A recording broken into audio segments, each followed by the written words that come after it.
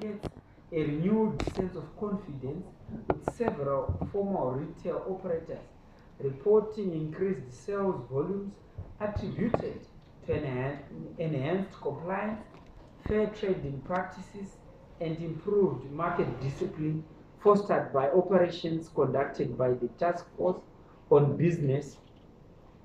This reflects a growing alignment between regulatory enforcement and private sector interests. During the period, the official exchange rate was relatively stable. The Task Force on Business Malpractices has continued to carry out compliance and enforcement inspections across all provinces. These operations have led to the identification and confiscation of substandard products for destruction by authorities. Most retail outlets maintained adequate stocks of basic commodities during the period under review. Cabinet considered and noted the Zimbabwe National One Health Strategic Plan running from 2026 to 2030.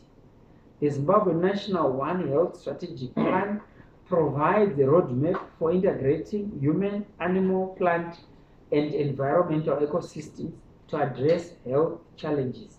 The strategy aligns with Zimbabwe's Vision 2030, the National Development Strategy 1, priority areas and international frameworks such as the Sustainable Development Goals, Africa Agenda 2063, and the One Health Joint Plan of Action. The strategy also seeks to strengthen collaboration across sectors to combat endemic and emerging diseases and other antimicrobial resistance and health impacts in terms of climate change. The implementation plan is structured around 5 key pillars, each with defined strategies, activities, timelines, and performance indicators. The pillars include the following: coordination, which entails strengthening government frameworks, harmonizing policies, and ensuring cross-sectorial accountability, and prevention and control of One Health threats through developing integrated surveillance systems, enhancing diagnostics, and implementing emergency response plans.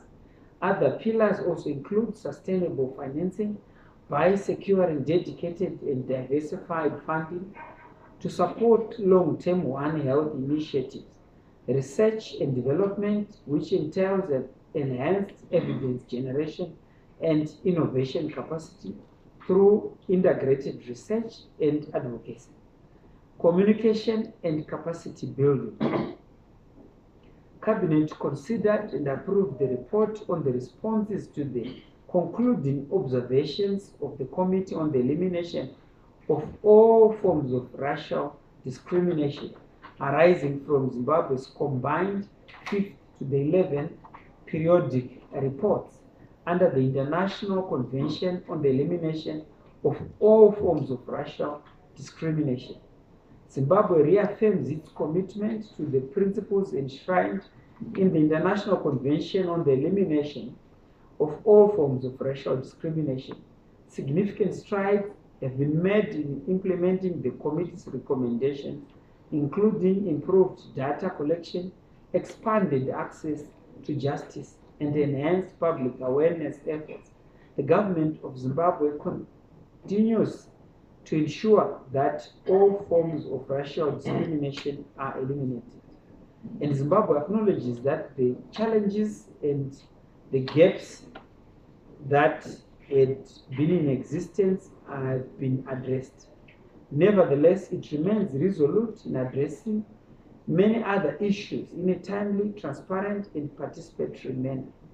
Continued collaboration with civil society, independent institutions, and international partners is essential to ensuring accountability and sustained progress. Zimbabwe welcomes ongoing dialogue with the committee and reiterates its dedication to building a more inclusive, just, and equitable society. Cabinet considered and approved the principles of the National Library and Documentation Services Amendment Bill, following the Cabinet decision made in 2018, which directed that some parastatals be absorbed as ministerial departments. The National Library and Document Services Department became a department under the Ministry of Primary and Secondary Education. Accordingly, the amendment of the National Library and Document Services Act, Chapter 25.10, will give effect for NLDS to cease to be a corporate. The amendment also seeks to modernize its provisions by incorporating digital technologies, digital preservation, virtual platforms, and digital library services to enhance access to knowledge and information throughout Zimbabwe. Furthermore, the amendment seeks to ensure that the legal framework governing the National Library and Document Services remains relevant by aligning with the contemporary demands, international standards, and emerging best practices in library science. Cabinet received and noted the report on the Second Africa Climate Summit, which was held from the 8th to the 10th of September 2025 in Ethiopia.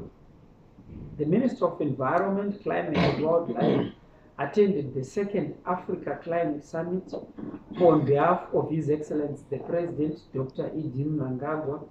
The summit was held under the theme Accelerating Global Climate Solutions and Financing for Africa's Resilient and Green Development.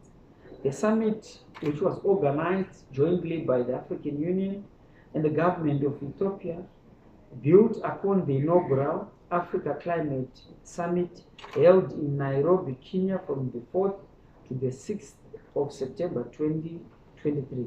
The second Africa Climate Summit was preceded by Africa Climate Week and the 13th Climate Change Development in Africa conference held from the 1st to the 6th of September and the 5th to the 7th of September 2025, respectively, in Addis Ababa, Ethiopia. Zimbabwe attended the summit and the Climate Week in pursuit of its national interests, in line with Section 73, which provides a clear foundation for the government's efforts to address climate issues, mandating the nation to take reasonable legislative and other measures within the limit of available resources to protect environmental rights.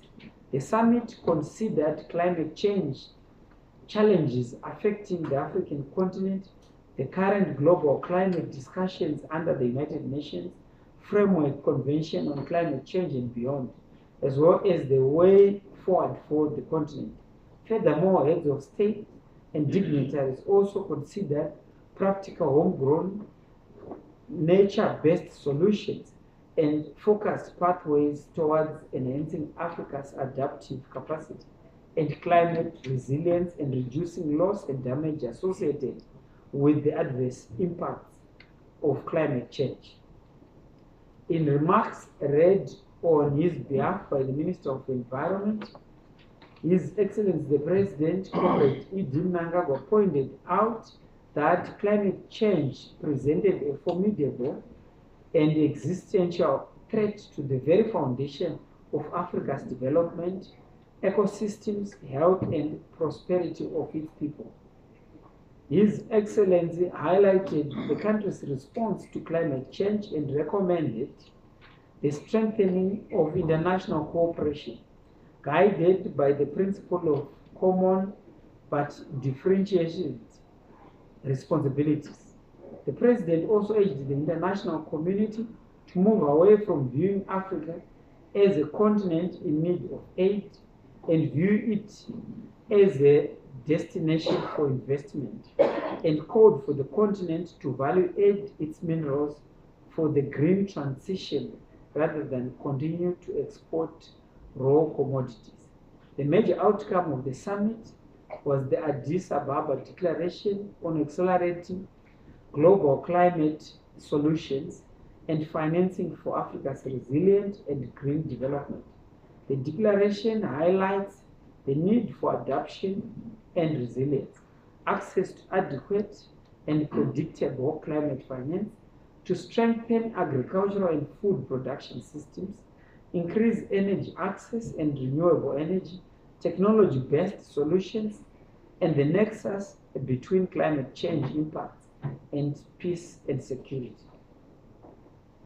Cabinet received and noted the report on the second Africa Climate Summit, which was held from the 8th to the 10th of September 2025 in Addis Ababa, Ethiopia.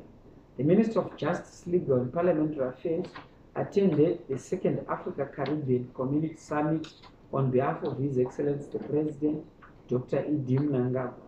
The summit was held under the theme Transcontinental Partnership in Pursuit of Reparatory Justice for Africans and People of African Descent through Reparations.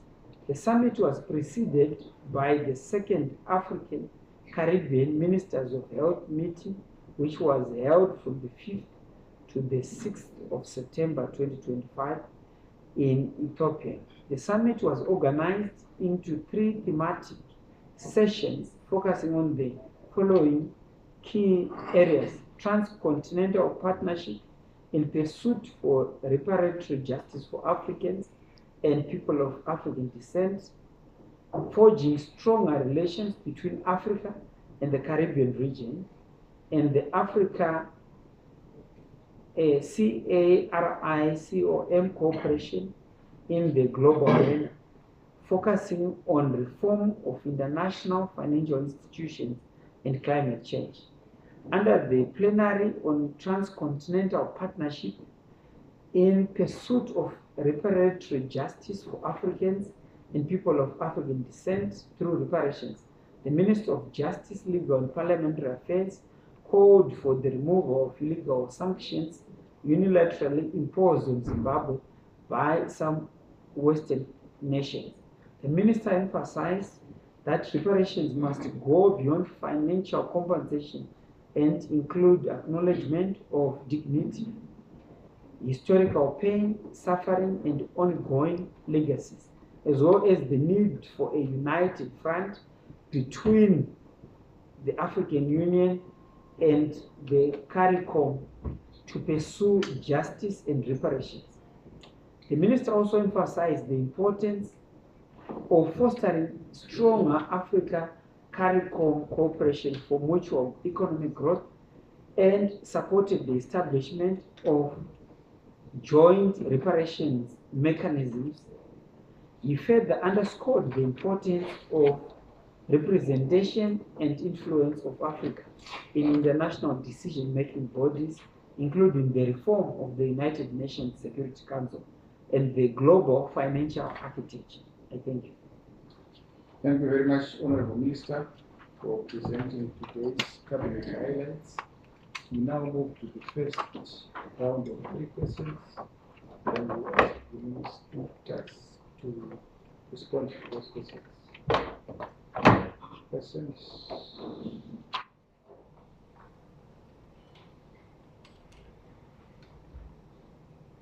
Yes.